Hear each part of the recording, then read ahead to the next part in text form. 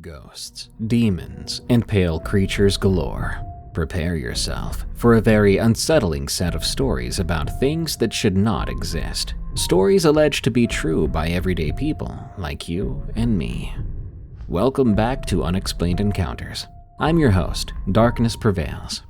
Today's stories feature plenty of ghosts seen at or through windows, tall and pale humanoid entities stalking people, and more. If you have a scary story of the unexplained, send it to me at darkstories.org so I can narrate it on the show. And help us grow by following and rating Unexplained Encounters on Spotify and Apple Podcasts. Thank you. Now, let's begin.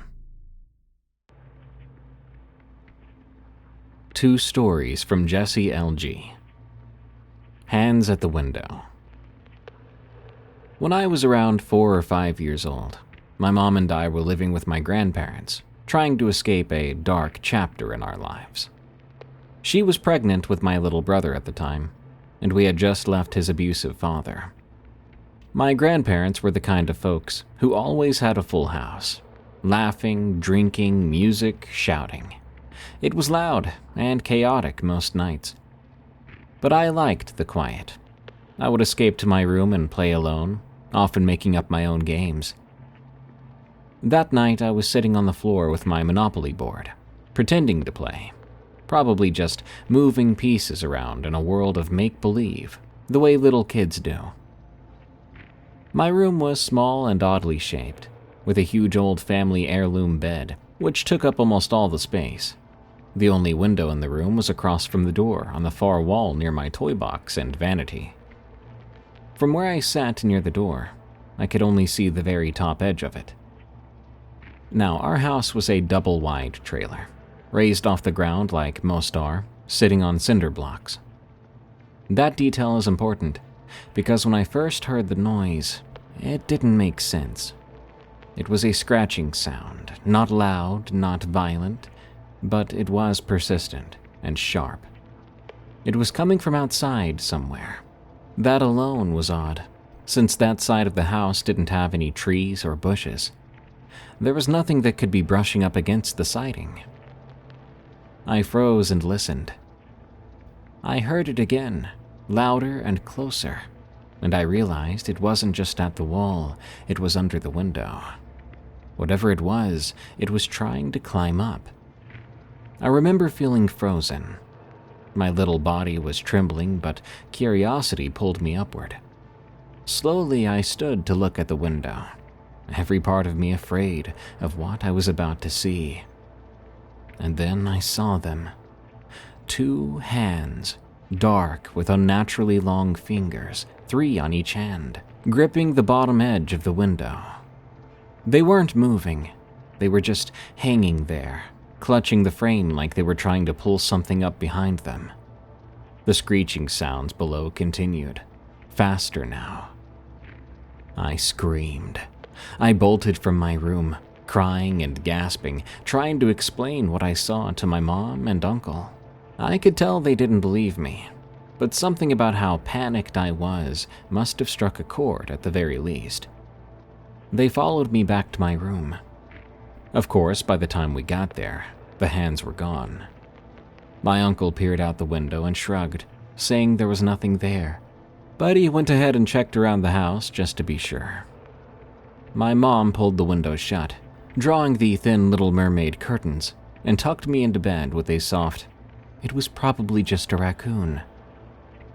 But I knew better. Even as a kid, I knew that didn't make sense.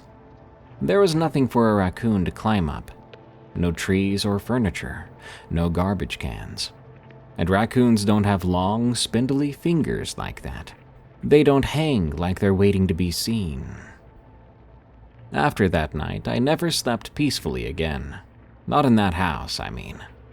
Every time we stayed there, and we did for years, I'd sleep facing the opposite wall, too afraid to look toward the window. I begged my mom to get curtains I couldn't see through. Even now, as an adult, I've tried to convince myself it had to be a raccoon, that maybe I imagined those hands. But deep down, I still don't believe that.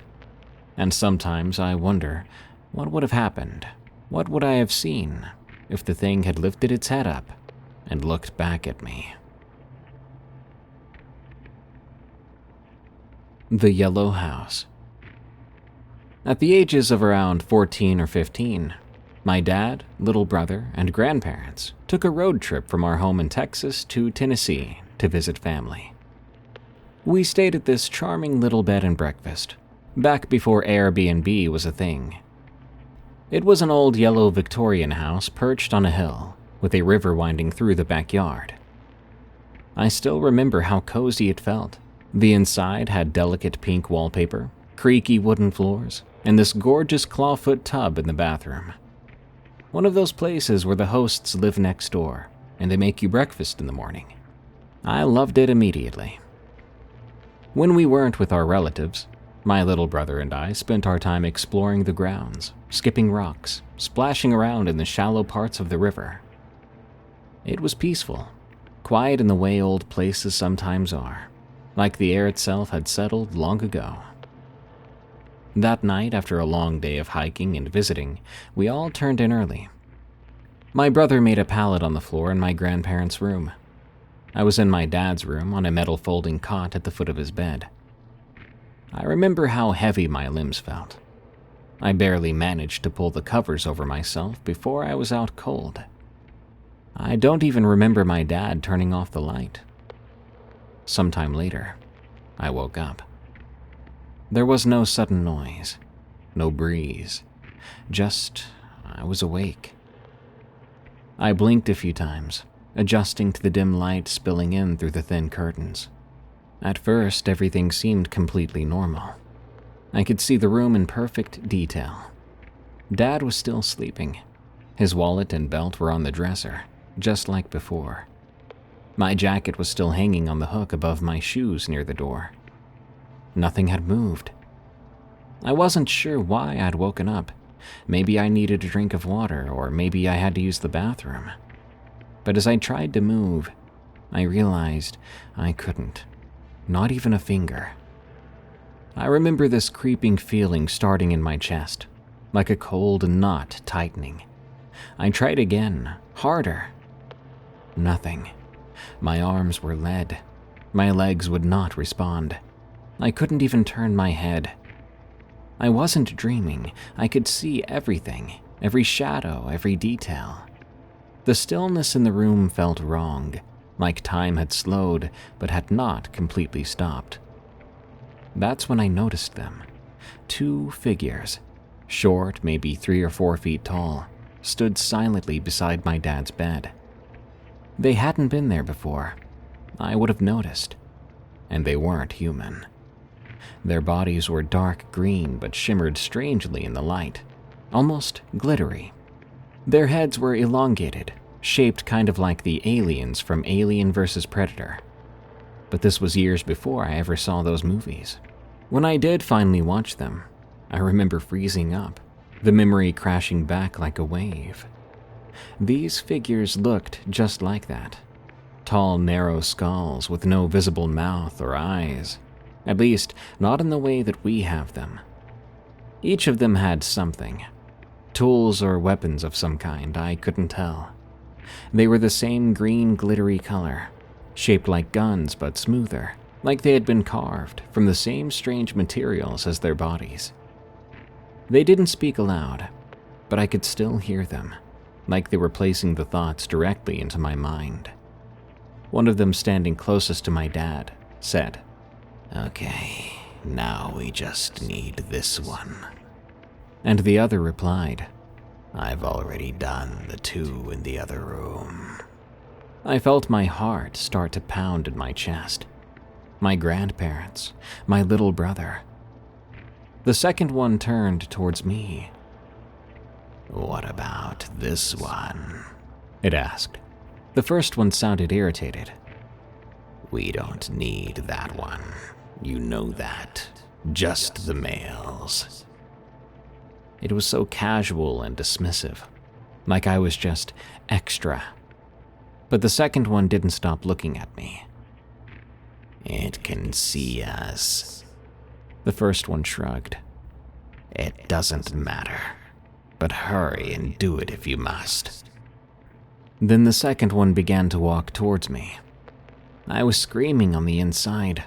Every part of me wanted to run and to scream and to throw something, but I was frozen solid, completely helpless. All I could do was stare at this thing approaching me, calm and silent. And I swear it smiled, just a little, like it enjoyed that I was afraid. I fought harder than I've ever fought in my life to move, to blink, to make a sound, but nothing happened. And then, there was nothing. The next thing I remember was sunlight coming through the window. My body was drenched in sweat.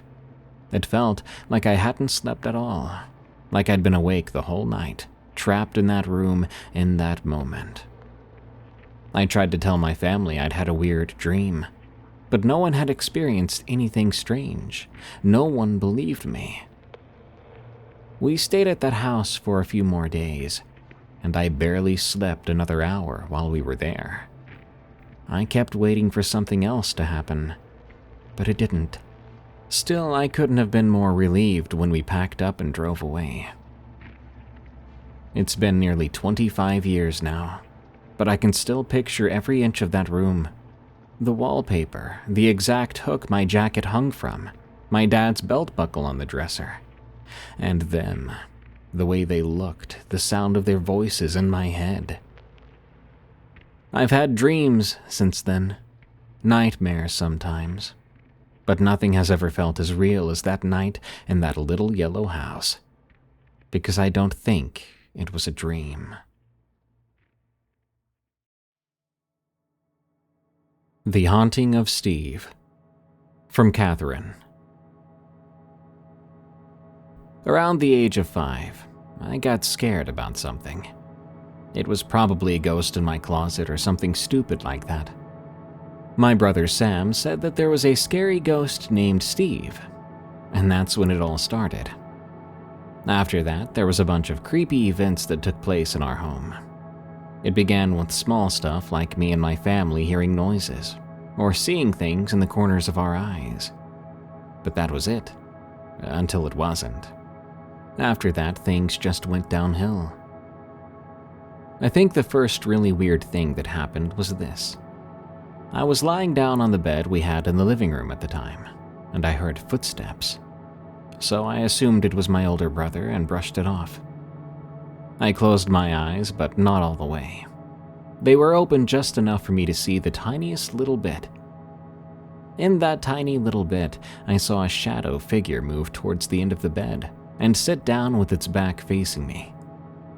Then it just sank down into the mattress, then into the floor. So I opened my eyes, and nobody was there. I assumed that was my brother as well. After that, I would sometimes hear footsteps, or something that, as of writing this, has just started happening. Voices.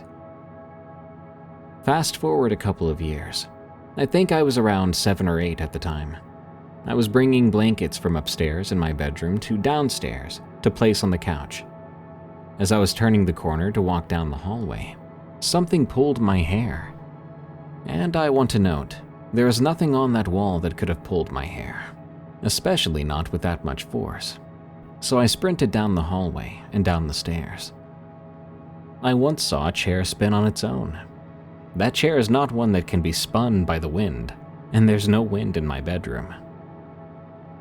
A different time, I was at a carnival with my family and my cousins. We were walking around when I felt something step on the back of my shoe. I looked back to see if it was my third brother, the youngest of all my older brothers, because he likes doing that to me in public. Or I thought it could be my cousin, but there was no one behind me. The shoes I was wearing at the time were hard to get on, so again, it wasn't just the wind. I've also had some very weird, scary dreams since Sam came up with Steve, but I don't know if that's connected or not. A plate once flew off the table when everyone in the room was not even paying attention to it. A water bottle that was on the floor once started rocking back and forth on its own. A poster once flew off my wall. And I still hear voices. I still see things. and I do believe there is something named Steve that lives in my house. But yeah, thank you, Sam, for coming up with Steve, the ghost that will haunt us all till the day we die. And thank you to my family for making Steve a huge joke.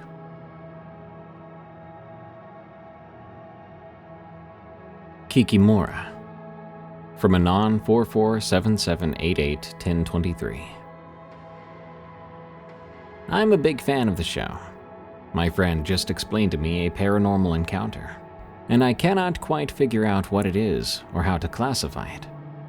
I'm just looking for a professional opinion and some sort of explanation. I'll explain this story from the perspective of my friend. The annual St. Patrick's Day party started off just as you'd expect, with people sharing stories and watching the Bruins, and of course having a few beers. As the night wore on and guests came and went, my best friend's son, O, had a few too many drinks. For some context, O is in his mid to late 20s, with long straight black hair down to his shoulders. He's a very quiet kid who travels frequently, visiting places all over Europe and Asia. From his travels, he's developed a deep spiritual connection, believing in different forms of voodoo, crystals, and energies. Because of this, we don't have much in common, and we aren't very close. As the night got later, everyone had left, even O's father. O asked my husband for a hairbrush at one point, and when he handed him one, O started smiling strangely at himself in the mirror, brushing his untamed hair with almost childlike joy. Honestly, I wasn't sure he'd ever brushed it before. At this point, my husband and I just chalked up O's odd behavior to the alcohol. We offered him a place to stay for the night, even though he only lived 5 miles away. We didn't want him to drive. He agreed. My husband helped him, practically crutching him as he drunkenly stumbled up the stairs into my daughter's bedroom, since she was away at college. I followed shortly after to tidy up the connecting bathroom while my husband helped O settle into bed. As I folded a towel, I suddenly heard a woman's voice, faint and warped. I couldn't make out the words, but it sounded eerily like my deceased mother. Frozen with shock, I rushed back into the bedroom. What I saw made my blood run cold. My husband stood there, wide-eyed, as O stood on top of the bed. But it wasn't O anymore. His long black hair had turned blonde, and his face had shifted, almost resembling my mother's. Yet something was terribly wrong. The nose and mouth had twisted into a long, sharp beak, like a plague doctor's mask, fused with human flesh. I remember screaming something like, "Who are you?" and "Get out of my house." And then I ran like mad down the stairs, with my husband right behind me. We huddled in the kitchen, crouching behind the counter, our hearts pounding. We waited there for about 15 minutes. Then we heard footsteps coming down the stairs. It was O. He looked just like he had at the start of the night. Long black hair, flushed but normal, his voice trembling as he said, "I should go home now. I shouldn't be here." Without waiting for a response, he sprinted out the front door into the rainy night, leaving his coat and shoes behind. We assumed he ran the whole 5 miles home, because we saw him the next day at lunch with his father, acting completely normal. He never mentioned what happened, never apologized. It was as if he had no memory of it all. What bothers me the most is that deep down, I don't think it was just the alcohol. And if something was wrong with O, I just hope we find a way to help him. But I just can't seem to shake the feeling that whatever was in that room that night was not O.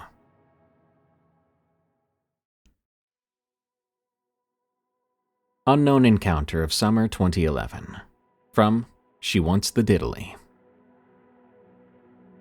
This story begins back in my high school days. Around this time, I was living at my aunt's house, which I was rarely at due to family issues. This was one of many times I was out for an extended period of time, roughly a month.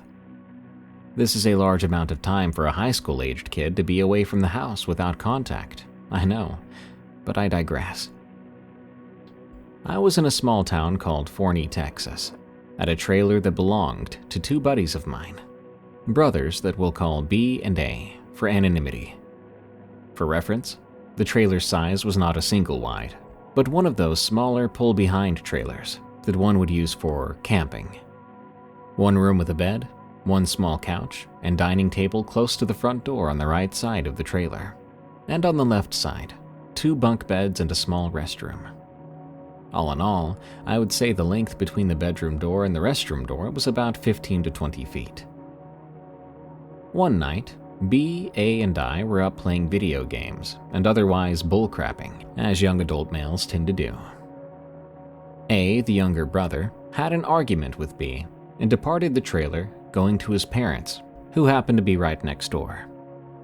After that, for the rest of the time in the trailer, it was just B and I playing video games, Skyrim and Dark Souls to be specific, until about 1 a.m. B had gotten tired at that point and went to his room. And then I promptly heard very loud snoring, which lasted basically the rest of the night, until the event takes place. While he was sleeping, I switched games from Skyrim to Dark Souls in order to make more progress on my account. If there's one thing about this series of games that readers may know, or need to know, doing anything is about a headache and a half, including just traversing the map, which is why it took around 3 more hours and a crapload of Starbucks mocha frappuccino bottles for me to make it from my last bonfire to Anor Londo. Once I'd made it to this point in the game, it was right around 4 a.m., and my eyes needed a break, big time. So I decided to cut the game off, and all the lights, and try to get some shut-eye. Before I laid down, I went to the left side of the trailer to use the restroom, leaving the door wide open while I did. I then grabbed a blanket off one of the bunk beds and went back to the small couch to lay down. The coffee I'd been drinking all night had caught up to me and made it impossible for me to sleep, so I just lay there. After about 15 minutes, I got bored and decided to bring my phone out and scroll Facebook, since I wasn't going to be able to sleep anyway. Around this time, I started to feel very cold, so naturally I put my head under the blanket and continued to scroll. A few minutes later, I noticed that the trailer was oddly quiet. B was no longer snoring, and I couldn't hear the crickets outside chirping in the night. No wind either, no cars moving on the highway, nothing. That's when I heard and felt footsteps moving across the trailer to the restroom, and someone closed the door. I assumed this was B, and immediately went back to scrolling. Well, I tried to, at least. A wave of fear and dread suddenly came over me, as I heard and felt the footsteps start walking towards me. The restroom door never opened again, nor had I heard the toilet flush. The footsteps quickened, as if sprinting towards me, and they stopped right next to me. My hearing suddenly dampened, and in my left ear began a loud, low-pitched ring. I felt a pressure on my left thigh, pressing down as if to hold me on the couch, and then in my left ear, the ringing cuts out and a voice says my name clearly and loudly. I ripped the blanket off my head as fast as I could to see what or who it was, but nothing was there. By this point, my hearing was back to normal, and I could hear B in the room, snoring.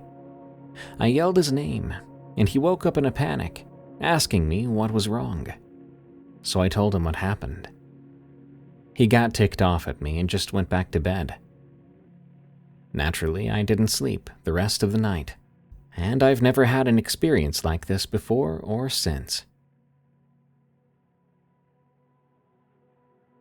My Mini Museum, from Pumpkin Mama 2022. It all started nearly a year ago, June of 2024, when I first entered my Titanic-obsessed era. I've always loved to collect things and enjoy displaying my collections. However, my Titanic collection quickly became my pride and joy. It started small with 2 tiny black shelves adorned with a mini White Star Line tea set, a few replica cards and small photos, and a picture frame with a photo of the ship in it.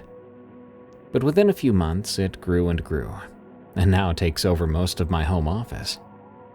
Via the Titanic Museum gift shop in Tennessee and eBay, I have acquired everything from artifact and newspaper replicas to a first-class maid doll, to books written by survivors and a real piece of Titanic coal.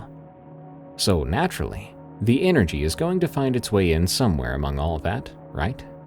The very first thing I noticed was that a small replica postcard I kept on my shelf was almost always turned over, or all the way on the floor when I came into my office in the mornings.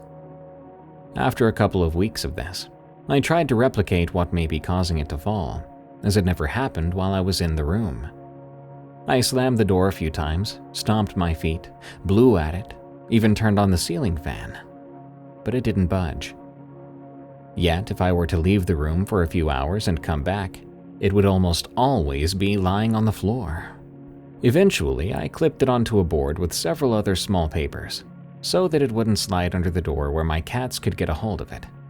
It hasn't moved from there, but there have been others. That mini tea set that I mentioned earlier. Well, one day I was sitting at my computer working, when I suddenly hear this small crash sound from behind me. I turned to look, and after a moment, I noticed one of the tiny little teacups on the floor. This was very strange to me, because, you see, when I had set up the tea set, I had stuck each piece down with a piece of sticky putty, so that they would not rattle and fall as someone walked across the floor, or if the door was ever slammed.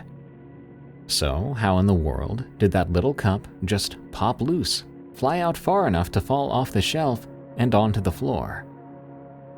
This was the moment I sort of began to realize that something odd was happening in this room. Fast forward to just recently. I've added a new display, dedicated to a couple of period dramas that I'm really into right now. I won't say the name of the shows, but they're about Katherine the Great and Anne Boleyn. Now, obviously, I don't own any real artifacts related to these two women. I wish. But I do own, however, authentic screen-used props. And through all of that, I have developed a theory of my own about spirits and hauntings. My theory is that ghosts can attach themselves to items that have become heavily associated with them, whether they actually came into contact with these items in life, or the association happened through modern media, such as, in my case, an actor's portrayal. Also, it stands to reason that spirits could attach to replica artifacts as well, whether on purpose or even by mistake. And this would explain my Titanic roommates. It has been confirmed that the museum from which I purchased most of these items is haunted. So it seems perfectly likely to me that some lost soul could have seen something and thought, "Oh, I think that's mine." And then I brought it home to me. I'm no paranormal expert by any means, but these are just my theories based on my experiences. So the activity continued, quite heavily now, to the point where I have actually been touched before. I've had my arms and clothing gently grabbed, and once I was putting away clothes during a thunderstorm and felt a sort of hug sensation on my leg, as a loud boom of thunder occurred. I will admit, I found that last one to be rather touching, and it made me crack a smile. On the Titanic side of the room, I've noticed that I find more items displaced during the winter, when it's especially cold in my office. For context, we made a bit of a mistake when we hired the contractors who built the add-on to our home that includes my office, and they did not put insulation under the floor, so when it's cold, the room really feels it. I mean, sometimes it gets so cold that the hardwood floors make your bare feet burn a little. I caught on very quickly that my 1912 friends do not like that. Not at all. It's not hard to imagine why, so now I always keep a heater on during cold weather, and that seems satisfactory. As long as there's some light too, of course. Yeah, I learned that pretty quick too. They don't like the dark, and again it's easy to see why. So I always keep batteries in an old-fashioned nautical-style lamp that I'd found at the dollar store, and I turn it on every night, along with my fish tank and dull fairy lights on the walls. That seems to suffice, Now, on the historic royalty side of the room, things are a bit different. More subtle, but still there. For example, once when I cleaned a glass case, I noticed a very odd pattern in where the dampness of the cleaner settled on the glass. It looked like lace, or like an old doily. Other times I find my clothes off the hangers and lying on the floor of my closet, but it's only ever my dresses. I find fingerprints on freshly cleaned glass, and on the night of any anniversaries, I hear the faintest crying in the night. Call me weird, but when I hear it, I get up and go check on my paranormal companions. It's the least I can do, really. I come in, turn on some soft music or white noise on the small TV, and just be there. Sometimes I work on my computer.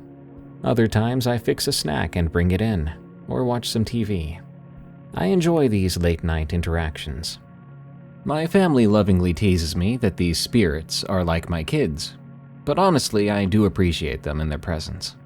Sometimes when I feel stressed out or when I'm nervous, I feel such a comforting presence in my office. No words, no touches, just a presence. Who would I be not to return the favor, right?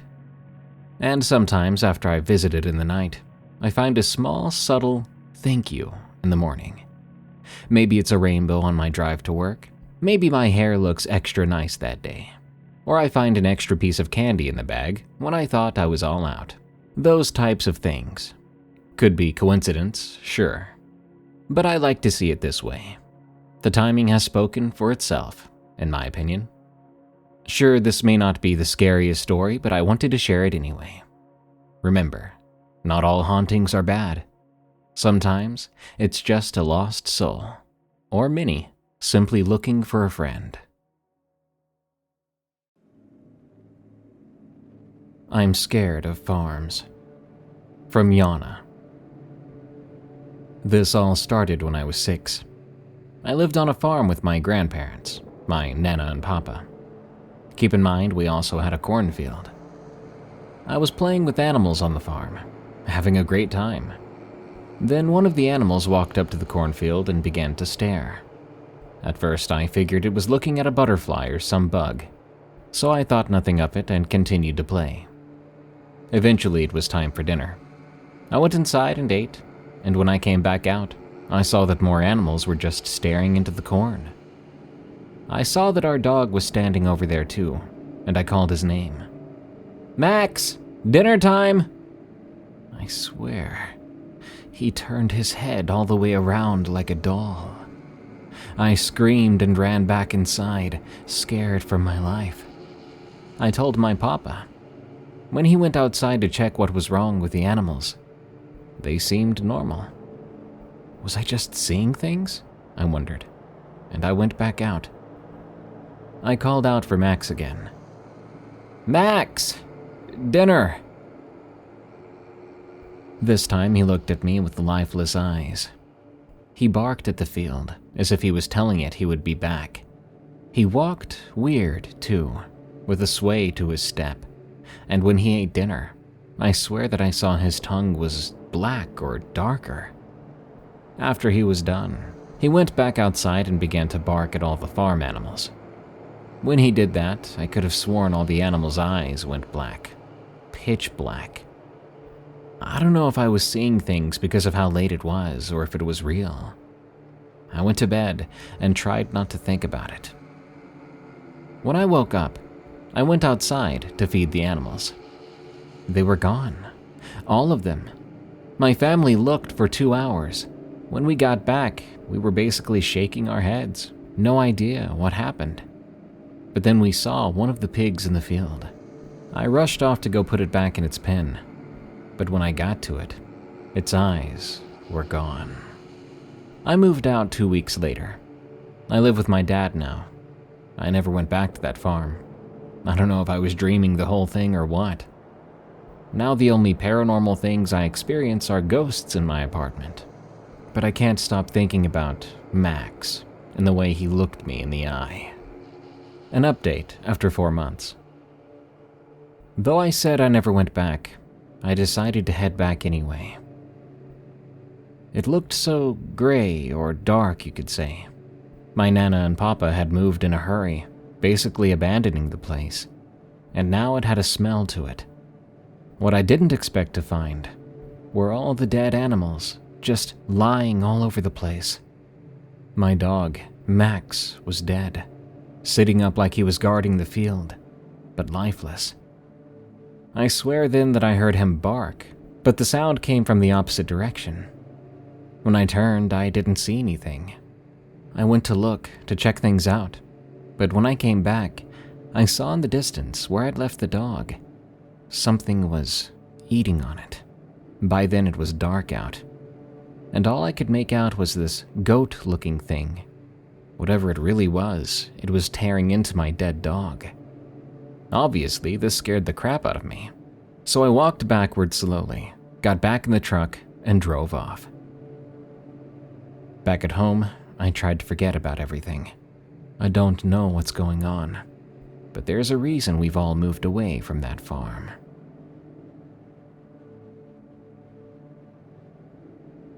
The White Thing. From Elixir. During the summer, I usually stay over at my grandma's house. It's quiet and peaceful, and I'm often there alone. One day, my cousin B came over while my grandma was at work. I decided to make some food for both of us. While I was getting it ready, I heard a tap, tap, tap at the window. I looked up, just in time to catch a glimpse of a white figure dashing out of view. It moved fast, too fast for me to see any features. At first, I brushed it off. I've always been the paranoid type, sometimes seeing things that aren't really there. I finished the food, then went to the room B was in. As I passed through the living room, I saw it again. The same white figure, darting away. But this time it made a different sound. A horrible screech, like a drunk man screaming for food. I swear I heard the word food. I stopped right in my tracks. My skin went cold. When I finally stepped into the room, B looked at me with wide eyes. "You okay? You look like you've seen something scary," he asked. I said I was fine, then asked if he wanted to play some Minecraft. That was his favorite game, and it helped to distract both of us. We played, ate, and built a little house in-game. Eventually, he asked if we could go to the park. I said sure, and completely forgot about what I'd seen earlier. The park was only a short walk away, and I didn't have my license yet. As we walked down the quiet road, I heard rustling in a bush nearby. I looked, and there was the white figure, standing still, and now I could see it more clearly. There were no eyes, no mouth, no face at all. Just a tall, pale, skinny figure, not moving, just watching somehow. I didn't think. I grabbed my cousin and ran. He kept asking, "What's happening? What's going on?" Then behind us came a voice, screaming, "Food! Food!" We ran, faster, my cousin now crying, until we reached the nearest house. I banged on the door, screaming for help. An older man opened up, and when he saw us, the two of us terrified, sobbing kids, he let us in without hesitation. Between gasps and tears, we told him everything. He asked for our parents' numbers. We gave them to him, and about an hour later, my parents came by and took us home. It's been years. I almost forgot about that day, until I stumbled upon a local forum online. To my shock, there were other people. Tons of people, actually, from my town who had similar stories. The white figure, screeching voice, something about hunger or food. When I asked B if he remembered the incident, he said he didn't. Not the park, not the creature, nothing. That's when my parents pulled me aside, and they told me a story. All the way back in the 1800s, one of our ancestors, a man named Elijah, lived on the outskirts of town. He was always angry and always suspicious. One winter, a traveling family stopped near his land. starving, cold, and desperate. They knocked on doors, begged, pleaded. Elijah didn't just turn them away. He invited them in, fed them too, and let them sleep there.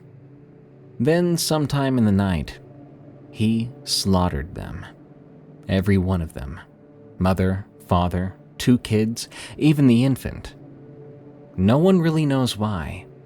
The bodies were never found. Just blood-soaked floorboards and screams heard by neighbors. Elijah vanished into the woods the next day. The locals said he was cursed, that something was attached to him or following him.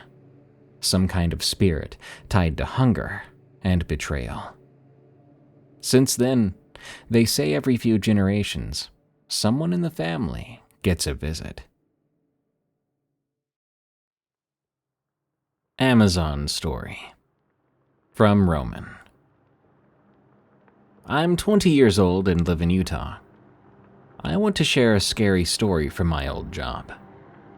I used to be an Amazon delivery driver. But I wasn't your normal Amazon delivery driver. We handled the heavier packages, like pool tables, gas tanks, large TVs, couches, furniture, desks, long poles, workout equipment, slides, car tires, tractor tires, all types of grills, whatever. The heaviest thing I ever had to move was a 500-pound smoker, the green egg things, and a ping pong table. Can't forget about the long whiteboards. Those were too big to fit in the elevator, so we ran the stairs. I liked the job because I was a driver, aka the boss, and I had good work ethic. I used to be a professional mover, but it got too slow in the wintertime, so I didn't have a choice. I packed up and moved on. I'm gonna miss those cash jobs and the office moves and stacking vaults. So I was familiar with moving heavy items in tight spaces or up and down the stairs. The job was easy. We would waste time standing around in the driver's meeting, laughing at whoever screwed up or forgot to do something correctly. My favorite part was the question of the day. Supervisor would ask some good questions, like favorite animal, favorite color, favorite food or car, or if you're stuck on an island, what 3 things you would bring. Once we were done wasting time, the driver would grab the truck and park it at the bay door. The helper would start scanning packages and report any damaged packages to HR. Once everything was loaded, we would double-check everything and then head off to the Maverick for drinks or snacks. Personally, I went for a 1-gallon water bottle. That's it. Well, on this day, I was a helper. I got paired up with this thing. Picture Justin Bieber, just skin and bones, wearing police glasses and a tattoo on his forehead, cuts all over both his arms and a weird smell that followed him everywhere. Poor guy managed to smoke an entire pack of cigarettes during the driver's meeting. My man was inhaling 2 at a time and thought it was cool, I guess. I don't know. Whatever floats your boat, I guess. So we load up and we're off to Maverick. I went to use the restroom and he's yelling at the cashier about his card declining. Me being the guy I am, I pay for 10 cigarettes, hoping Mom and Pop don't ask. I'll call this kid Jackson. He forgot to put the small box truck in park, and it rolled into the street. Thankfully, it didn't hit anybody, and no one else saw it. We deliver a couple of boxes, keeping an okay pace. Then we went to Rose Park. Thankfully, all the houses were on the same block, which made it nice and easy. Then we sped past a large family, and I could hear them yelling at us, saying, "Slow down, you're going too fast." But my driver gave 0 Fs that day. He kept going. I glance over at the speedometer, only to see 50 in a 25-mile-per-hour zone. I whispered, "Christ, man." We take a couple hard lefts and rights. It felt like the truck was gonna roll. I didn't say anything. I just looked forward, holding on tight to the crap handle. We ended up doing a U-turn and driving past that teed-off family again. Jackson didn't hear me cursing under my breath. He was blasting some screamo music. I couldn't wait for the day to come to an end. It was around then someone from the family threw something. It hit the truck pretty hard. There was a loud bang. But Jackson kept on going, giving 0 Fs about the damage. We drove to a different location delivering packages. We were halfway done. As we were driving to the next delivery, it was a business in Logan, and there was this blacked out SUV following us. The car kept honking and swerving at us.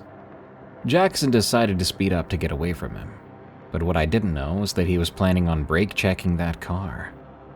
He did, and the SUV hit us hard. They pushed us into the intersection, and we hit an old woman. Jackson gets out and starts yelling at the SUV that hit us, while I run and check on the elderly woman. I then began to hear gunshots. I dropped down, hugging the red Honda nearby, the woman's car. When things went quiet for a few seconds, I peered inside the car. The woman seemed okay. I then began to carefully make my way to the black SUV. But when I got to the back of the van, the SUV was gone. 1 minute it was there, and the next it was just gone. I went back to the van to see the damage, but then I found him. Jackson was lying face first on the ground, a pool of blood below him. I asked if he was okay, but there was no answer. I called 911, asking them to ping my cell phone to send 2 police and 2 ambulances, whatever they could muster. I let them know that my driver has been shot. We were the Amazon box truck. We hit an old lady in a Honda. The operator told me to calm down. On the Amazon work phone, I called my supervisor, and I told him about the accident, and that Jackson was dead. And the people who did this managed to get away. That could have been me.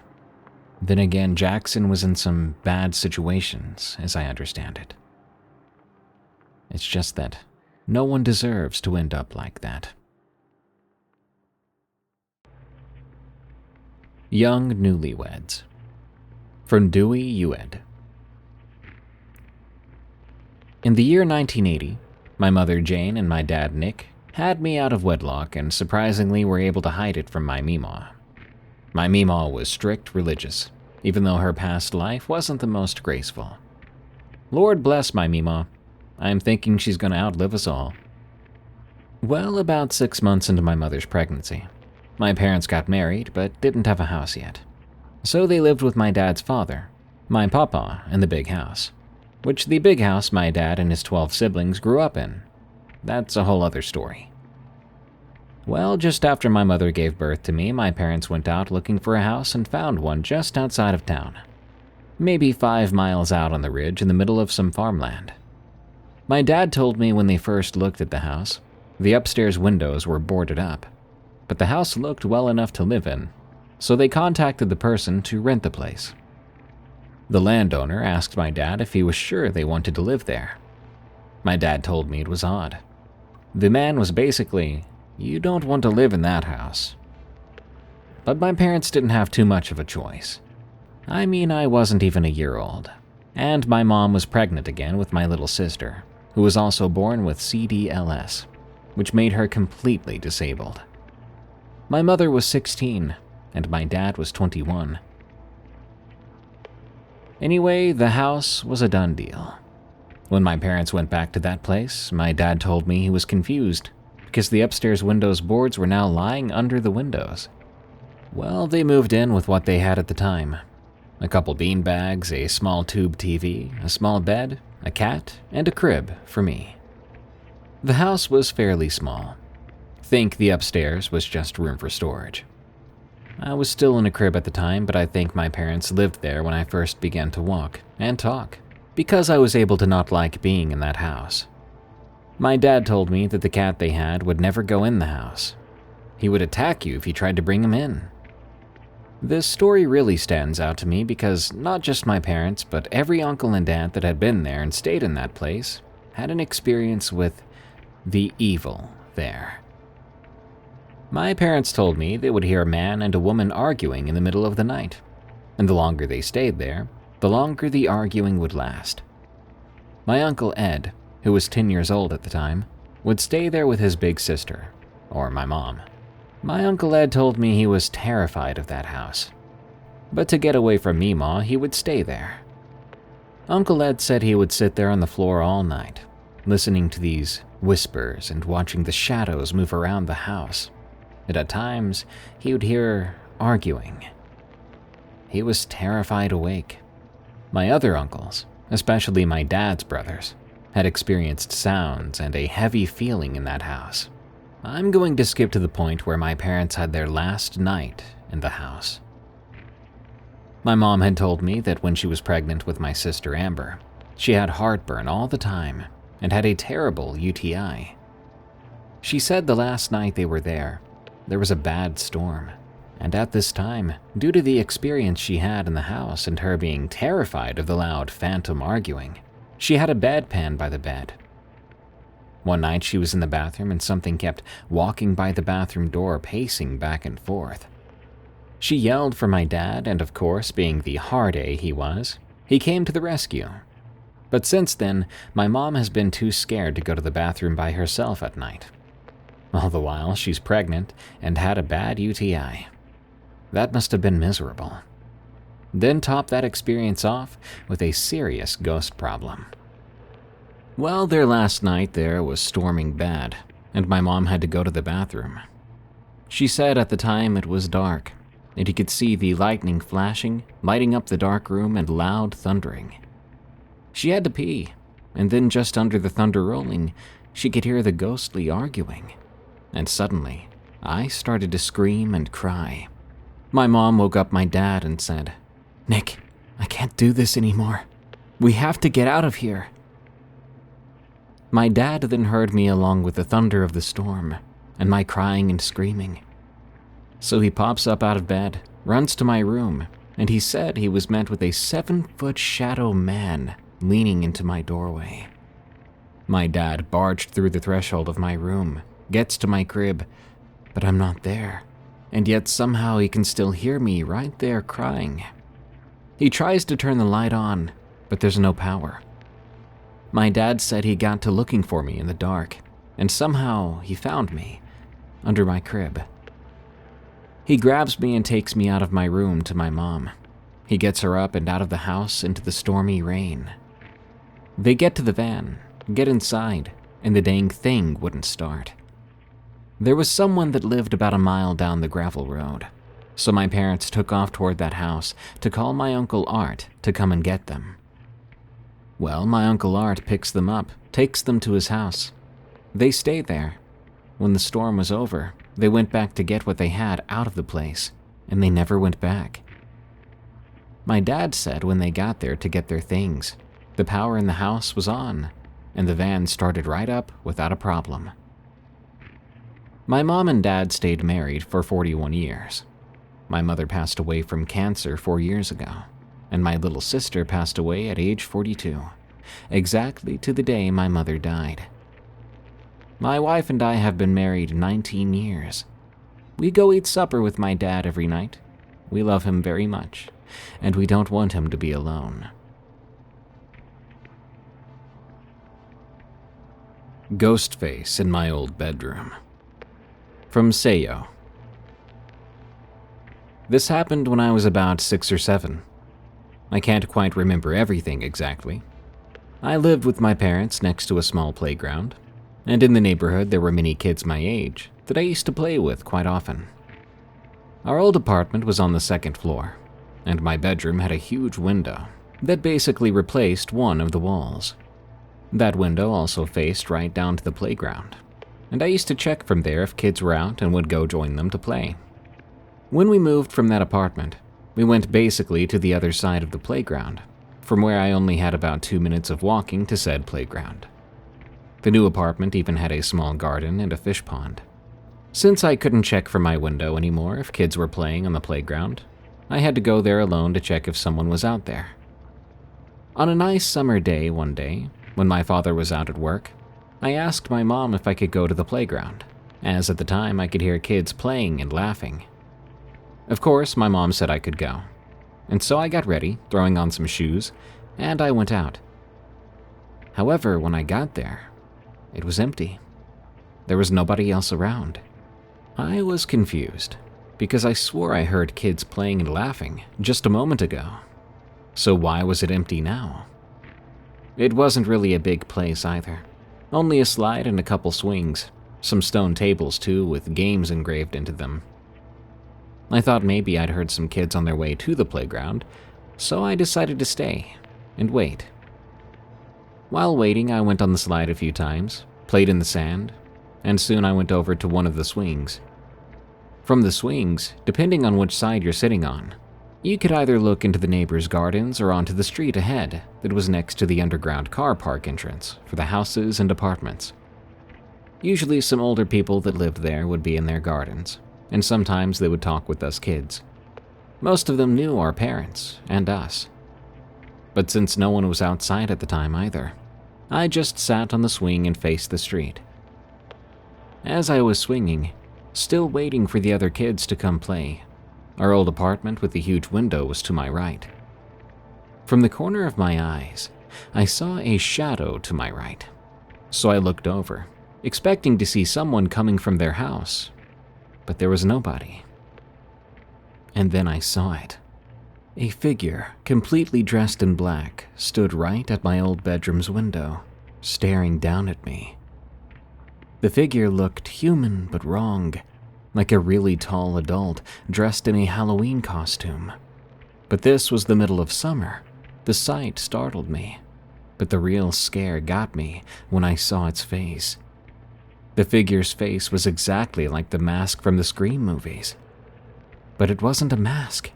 I could clearly see that the face was no mask at all, but flesh. Black eyes, a long, silently screaming mouth, and pale white skin. It was so tall, too. The head reached almost all the way to the top of the window. But I couldn't see any arms or legs, just black cloth. I stopped swinging, got up, and blinked, confused. Then the figure turned around and left the room to where the bedroom door was. I panicked and immediately ran back home without looking back, telling my mom that there were no kids and I didn't want to play alone. I never saw the figure again since that day, and I still can't get my head around why I heard children playing so clearly, but saw no one when I got on the playground. So many short stories today, but I guess the fears are going to be longer lasting for a lot of us, especially for those who witnessed the unexplained and terrifying. Whether you're delivering packages for Amazon, or just a little kid at the playground trying to have some fun, keep in mind the unexplained and horrific could show up at any time. Good night. Thanks for tuning in to another episode of Unexplained Encounters. I've been your host, Darkness Prevails, and you can find me on X at DarkPrevails for some really bad opinions. If you've got a story of the unexplained, send it to me at darkstories.org so I can feature it on the show. Help the show grow by following and rating Unexplained Encounters on Spotify, Apple Podcasts, or your favorite podcast app. Till next time, everyone, stay safe out there and stay creepy, because this world is a strange one.